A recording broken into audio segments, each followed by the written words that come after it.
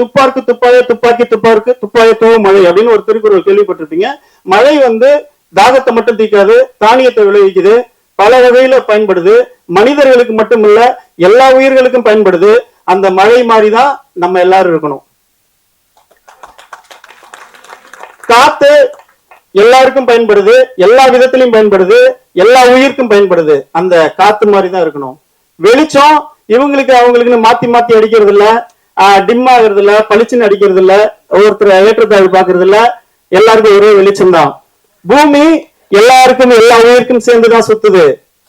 So பஞ்சபூதங்களும் பொதுவா இருக்கும் போது பஞ்சபூதத்தை உள்ளடக்கிய 6 அடி உள்ள மனுஷன் நம்ம எப்படி இருக்கணும்? நிரந்தரமான உலகத்துக்கே ஆனவன் இல்ல, நிரந்தரம் இல்லாத 6 அடி உருவம் வச்சுக்கிட்டு, உயிரையும் உடம்பு ரத்தத்தையும் செயலை வச்சுக்கிட்டு, செத்தா மண்ணுல மக்கி போற உருவத்தை வச்சுக்கிட்டு நம்ம கௌரவமோ ஆணவமோ அகங்காரமோ ஏற்றத்தாழ்வோ பார்க்க கூடாது அப்படின்றது அந்த படத்தோட